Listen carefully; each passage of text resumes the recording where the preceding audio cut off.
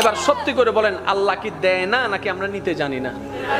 আমি সবার মুখ থেকে শুনতে চাই, আল্লাহ কি আসলেই দেয় না নাকি নিতে জানি না? আচ্ছা, যে আল্লাহকে আপনারা মানেন, এটা ওই আল্লাহ না যেটা ফেরাউনকে দিছিল?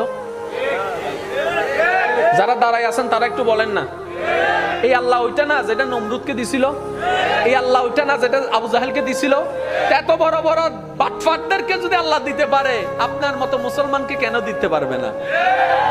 উনি দিতে জানে, উনি দিতে পারে, আমরা নিতেও জানি না, চাইতেও জানি না। অনেক আল্লাহর বান্দা আছে বলে, আমি নামাজ পড়ি, তারপর আল্লাহকে চাইছি, আল্লাহর কাছে চাইছি, আল্লাহ আমাকে দেয় নাই। রোজা রাখছি, চাইছি আল্লাহর কাছে, আল্লাহ আমাকে দেয় নাই। আমি এত টাকা মান্নত করছি, চাইছি, আল্লাহ আমাকে দেয় নাই। আহাদে আল্লাহ কি তোমার কন্টাক্ট হই না? তুমি কে? বলে যে বান্দা। দেনেওয়ালা কে? বলে যে আল্লাহ। তা আল্লাহ হচ্ছে মালিক, তুমি হচ্ছে গোলাম।